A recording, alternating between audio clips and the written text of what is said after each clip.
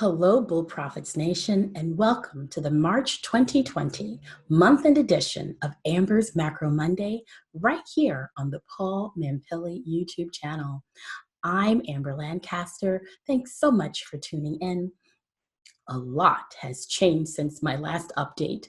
In this special edition of Macro Monday, we're going to focus on an industry that's structured to not only weather, but potentially excel during and after this unprecedented COVID-19 outbreak.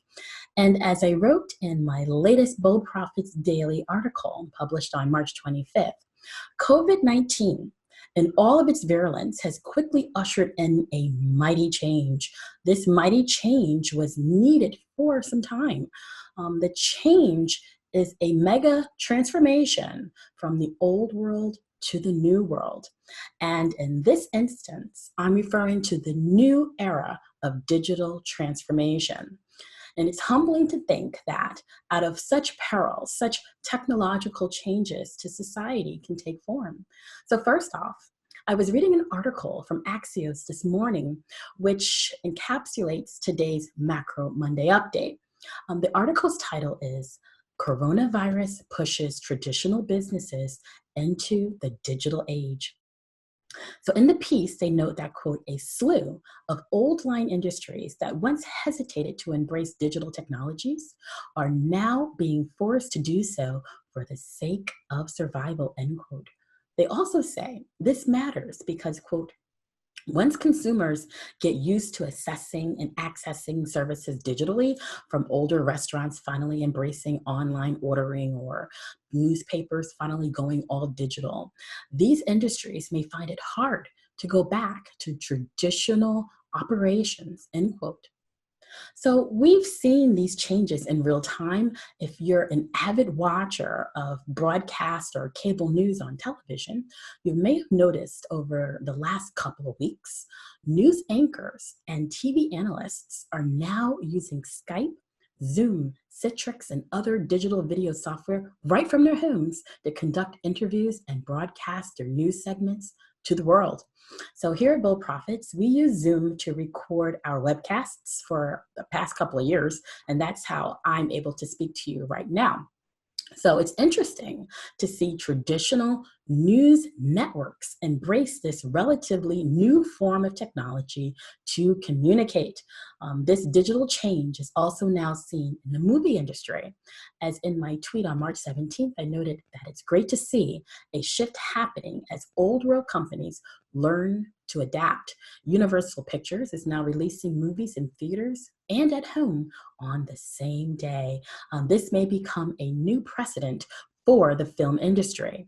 So my question to you is, can you think of other traditional old line industries that will change to the digital or online world as a result of COVID-19? So off the top of my head, restaurants and grocery stores moving to home delivery, no-touch services, and healthcare, where a typical doctor's appointment can now take place face-to-face on your smartphone via telemedicine, comes to mind. So to support this digital movement, I'm going to share a recent analysis from Bloomberg Intelligence that shows an industry that's positioned to boom during and after this unprecedented time. So I'm referring to cloud markets and the pure play cloud providers. So as thousands of workers change gears and work from home, per Bloomberg Intelligence data, pure play providers may see an increase in their top line revenue growth at a 3-year compound annual growth rate of 27%.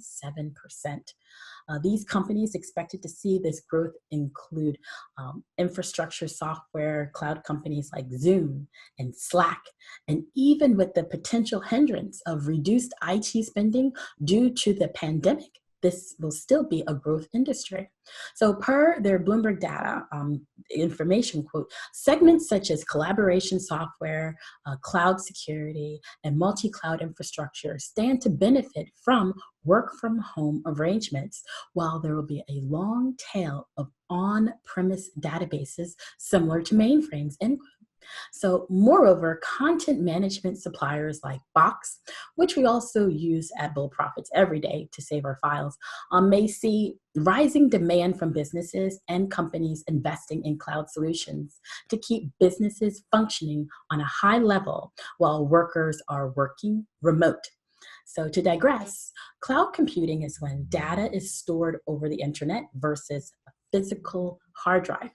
So it's transformed businesses like Netflix and Instagram and Dropbox.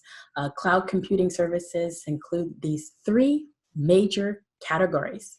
So number one, infrastructure as a service, which offers virtual computing infrastructure via the internet. Software as a service allows cloud-based software to be available via the internet through a web browser or application on a monthly or annual subscription basis.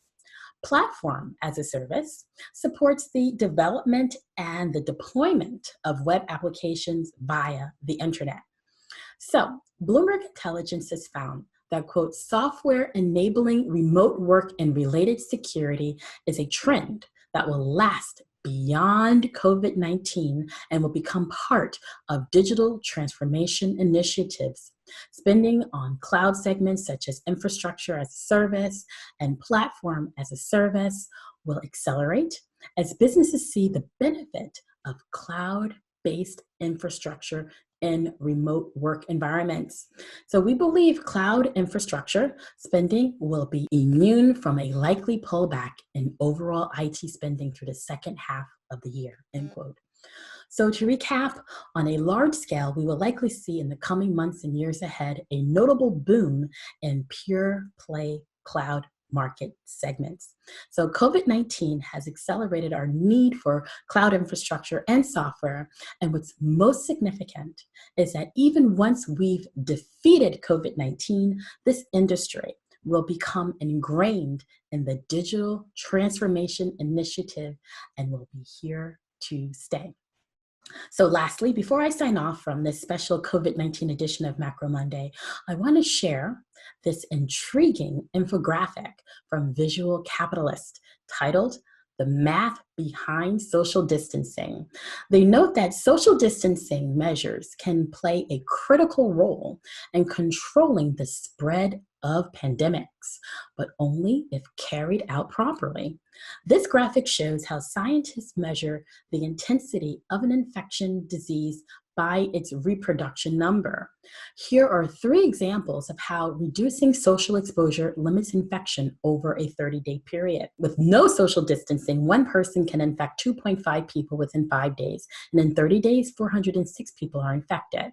With a 50% reduction in social exposure, one person infects 1.25 people within 5 days, and by day 30, 15 people are infected. With a 75% reduction in social exposure, one person infects 0.625 people within 5 days, and by day 30, 2.5 people are infected.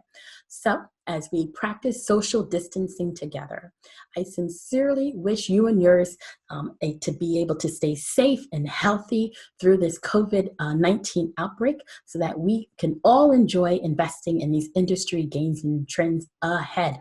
If you'd like to follow me on Twitter, I can be found at Lancaster Guru. I want to thank you so much for tuning in, and until next time, everyone, take care.